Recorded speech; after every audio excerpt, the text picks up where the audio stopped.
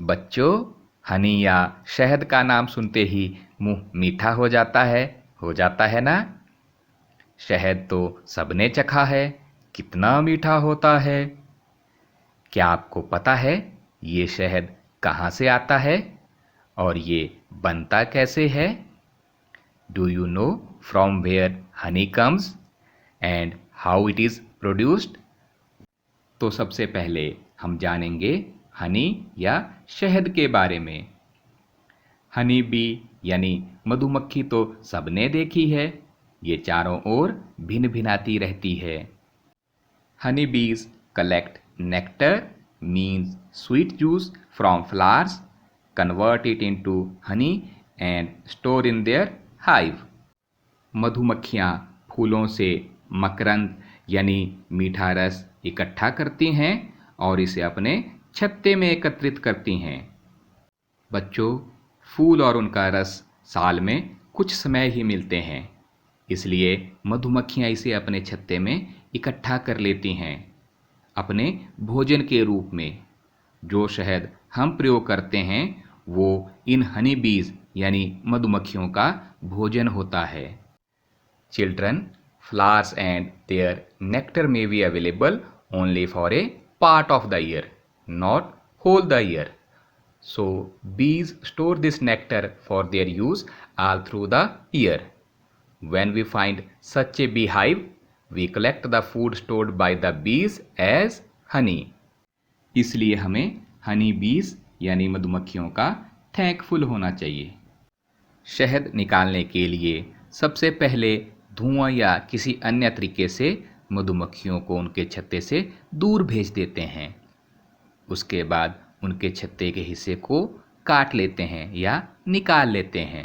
छत्ते में छोटे छोटे सेल बने होते हैं जो शहद से भरे होते हैं।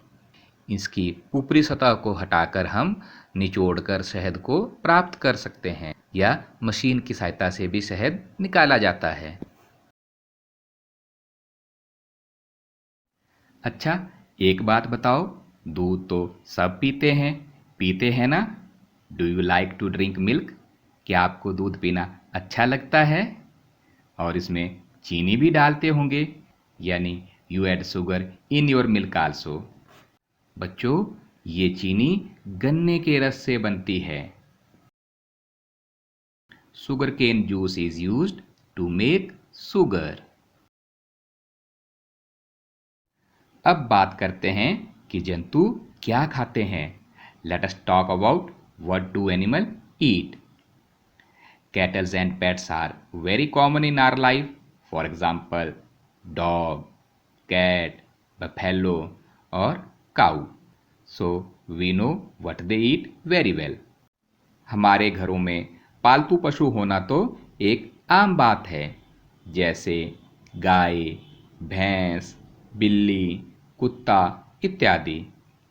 और ये क्या खाते हैं ये भी हमें अच्छे से पता है ना सभी को। आपने प्यारी सी स्क्विरल यानी गिलहरी को पेड़ों पर या जंगल में खाते हुए भी देखा है कि ये कितने प्यार से फल या दाने खाती हैं।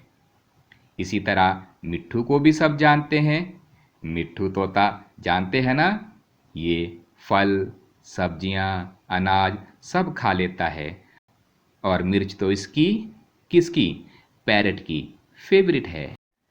तो अब हम एक सारणी बनाएंगे, जंतु और उनका भोजन।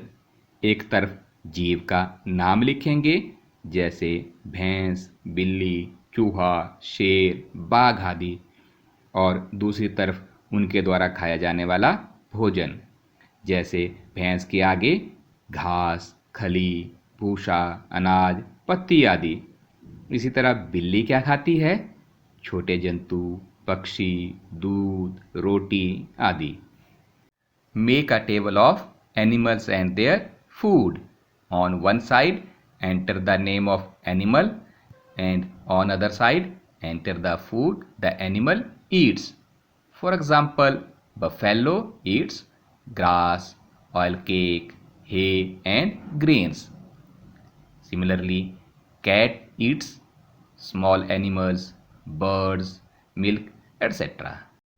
On the basis of their food, let us divide all the animals into three types.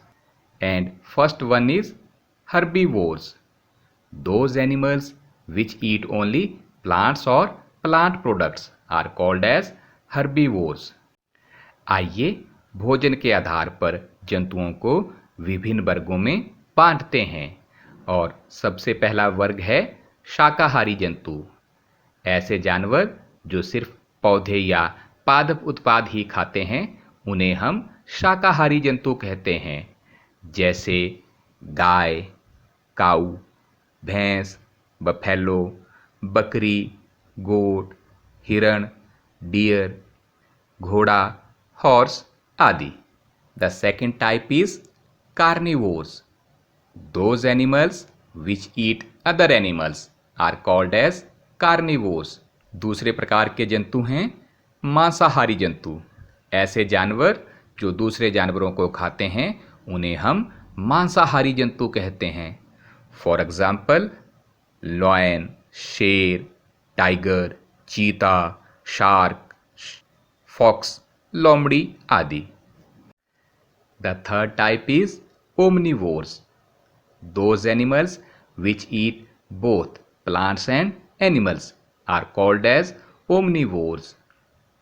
तीसरे प्रकार के जंतु हैं सर्वाहारी जंतु। ऐसे जानवर जो पौधे और जानवर दोनों को खा जाते हैं उन्हें हम सर्वाहारी जंतु कहते हैं। उदाहरण के लिए भालू, बियर, बिल्ली, कैट, कुत्ता, डॉग, कौवा, क्रो इत्यादि। अब हम एक सारणी बनाएंगे जिसमें एक कॉलम में शाकाहारी जंतु, दूसरे कॉलम में मांसाहारी जंतु और तीसरे कॉलम में सर्वाहारी जंतुओं के नाम लिखेंगे। जैसे गाय शाकाहारी जंतु है, शेर मांसाहारी जंतु है और कौवा सर्वाहारी जंतु है। इसी तरह आप और जानवरों और पक्षियों के इसमें नाम लिखेंगे।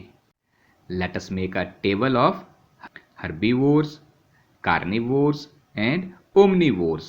For example, cow is herbivore, lion is carnivores and crow is omnivores. Write more names in these columns.